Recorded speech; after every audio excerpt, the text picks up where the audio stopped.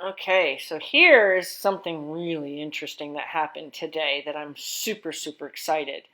I got inspired to try to do a game with him that I had not done with him yet. He's never even seen the barrels before, so this is an example of just how cool he is. He's just like, "Ooh, cool, barrels." Um, what I do is I flip the barrels up on their flat side. So I don't put them on that rounded side. So one side's rounded, and that's not the side that usually has kind of like the lid clamp on it. And then you have the flat side, that's the side that usually has the lid clamp on it. So that's what I'm describing there. If you put it with the rounded side down, then you become like a weeble wobble, and you do fall down. So hopefully this is a good view of this. I'm going to have to introduce him to a couple different elements. So he knows the over. That's pretty much the only element he knows about this exercise. He doesn't know about squeezing between two barrels. So when you first started out, you put the barrels kind of a good distance apart in case the squeeze is concerning. And I'm going to ask him to back between the two barrels just to give him the experience of backing between the two barrels. And making sure that he understands that that's what's being asked of him, guiding him by his tail. So I'm steering him by his tail, telling his tail which way to nose in there, if you will. Once he understands how to back between the barrels, then I have to explain to him about backing from me being behind him, because ultimately I'm going to be standing on top of those barrels, and he's going to be doing a circle around me, like a lunging circle, and then I'm going to stop him, and I'm going to ask him to turn, point his tail under the like between the barrels under me, and then he's going to back between the barrels under me. So I have to be able to explain that to him and communicate that to him from a distance. So he now needs to learn how to back up from me more behind him. So I'm going to explain, well, I guess I'm going to go ahead and show him backing through there a few more times, maybe.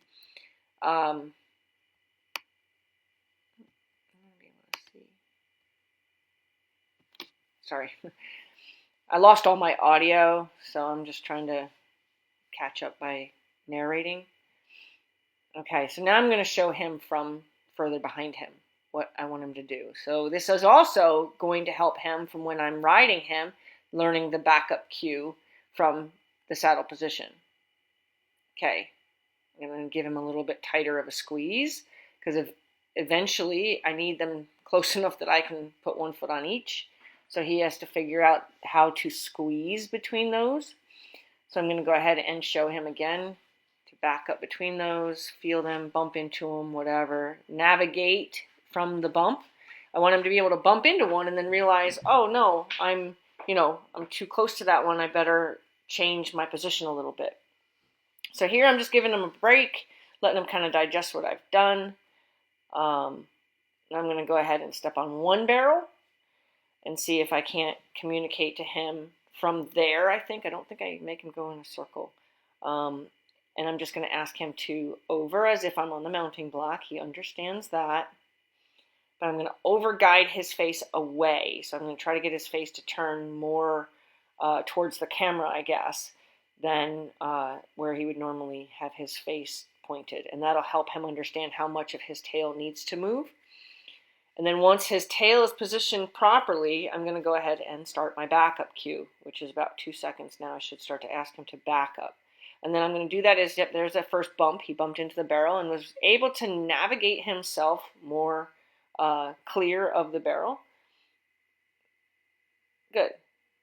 Now, that's that one. And then I think I'm going to go ahead and ask him to go out on the circle without, I think I'm going to get him out and away from there first.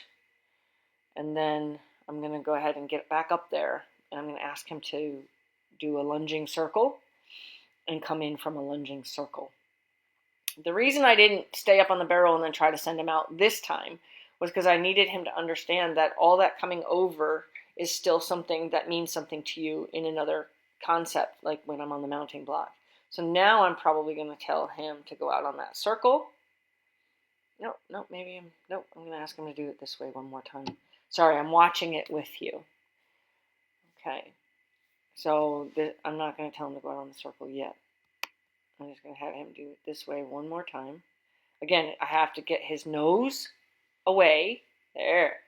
Now, I paused for a second because he got a little offended by how much I had to communicate to his nose. So I had to pause there and say, you're right, you're right. Again, tell your nose to go away, your tail. Now, I got to be real careful and wait. Say, it's okay, you're okay, I want you to back. So he's a little bit confused because of how I've had to over-direct his nose. Good. Now I'm going to, once I get that back up step, so I'm going to just ask for over. He needs to over. Move your nose away, over, yep, yep. So I'm like narrating it as if I'm actually watching it again in person. So I'm trying to tell his nose to go away and his tail to come over. Because he's having such a hard time, there's going to be a lot more pauses. The more pauses you take when they struggle, the better you kind of communicate, you're right.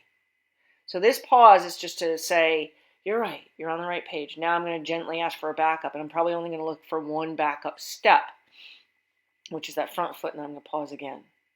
You're right, you're on the backup page. Once I believe he's truly on the backup page, then I can ask much more insistently. There. And now I should be able to just ask for the backup. Like now that he's navigated himself between there, I should be able to just say, okay, now keep backing up. There you go. Keep backing up. You're right. You're right. Yep. There you go. Yep. You're right. You're right. Good.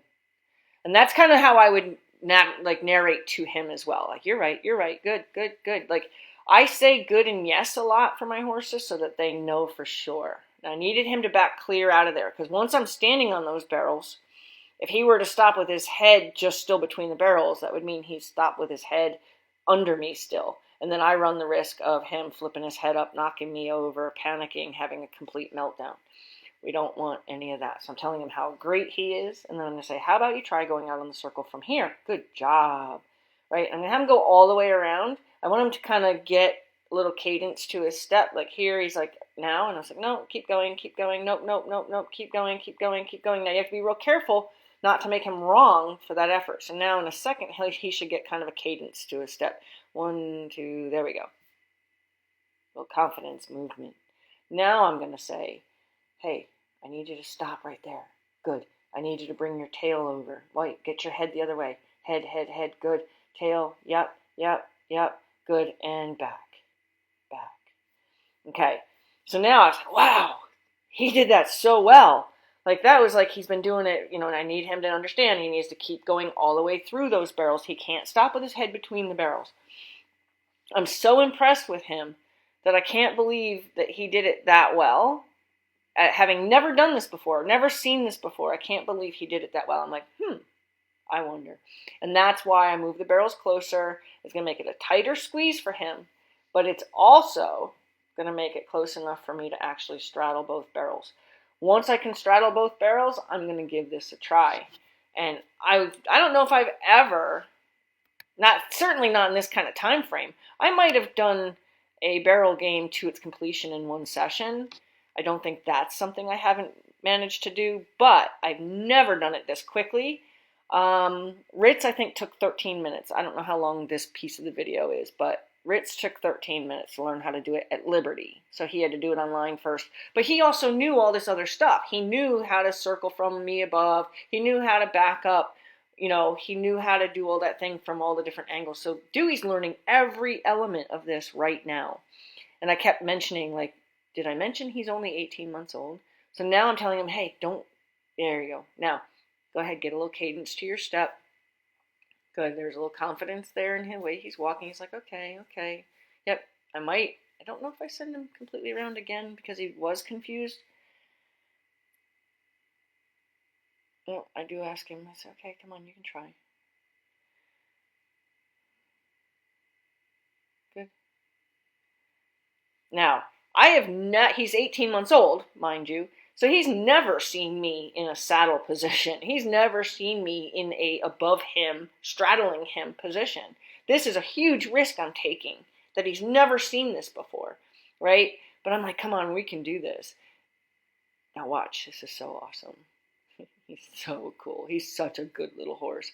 So now I have to be real careful, because if I cause him to panic with me standing on each barrel and he rams one or the other, I'm on my, I'm on my butt.